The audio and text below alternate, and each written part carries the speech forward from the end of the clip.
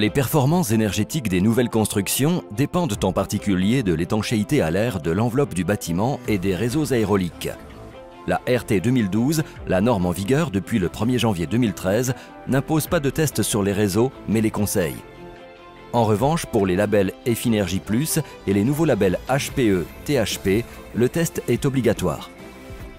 Un réseau peu étanche conduit inévitablement à dégrader l'hygiène, la consommation d'énergie, la préservation du bâti et le confort, notamment acoustique, des occupants.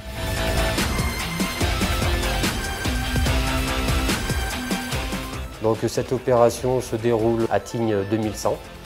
Donc nous réalisons aujourd'hui un hôtel 4 étoiles, 4500 m², un hôtel qui est sur flanc de montagne, donc étalé sur 11 niveaux. Aujourd'hui nous avons fait des tests sur la colonne VMC.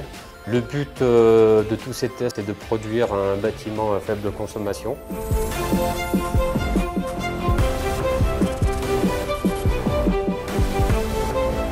C'est tout à fait nouveau pour moi, en tant que chef des chantiers, de faire les tests aérauliques, m'assurer qu'il n'y ait pas de fuite, contrôler que les ouvriers qui travaillent avec moi fassent leur boulot correctement.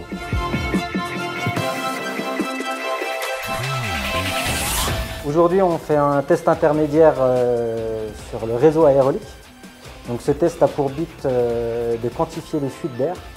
Donc d'une part en termes de flux et d'autre part en termes de recherche de fuite.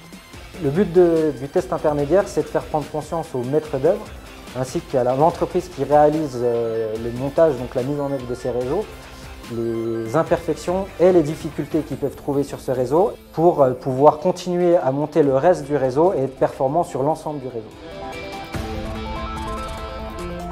Sur ce test, la phase intermédiaire consiste à ce que les coffrages ne soient pas tous faits, d'où l'importance de ce test car on peut repérer les fuites et ainsi les corriger.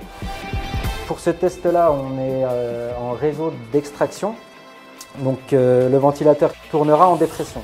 Si on était dans l'autre sens, donc en soufflage, on aurait mis notre ventilateur en pression.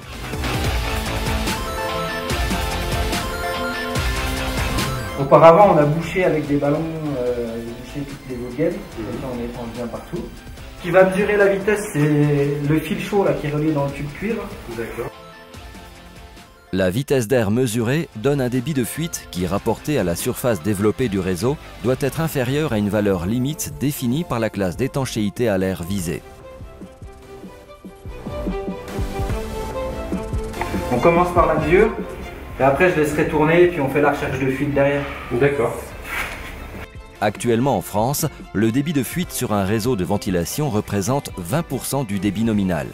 C'est 3 fois plus que pour la classe A, la classe d'étanchéité la plus mauvaise, qui équivaut à un débit de fuite de 6%.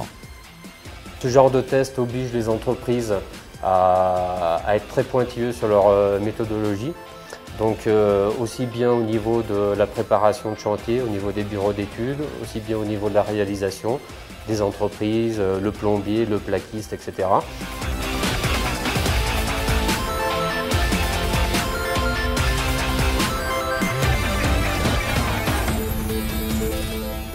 Donc pour nous, c'est vrai que c'est très gratifiant, très instructif. Aujourd'hui, c'est vrai que c'est un petit fragment. Mais on est sur le bon chemin. Donc à nous, maîtrise d'œuvre, entreprises et tous les acteurs sur cette opération, de faire en sorte que ce fragment aille jusqu'au bout, quoi. Je pense que ça va être un plus pour et le maître d'ouvrage et tous les acteurs d'une telle opération. On conseille donc de faire ce test dès le départ du chantier.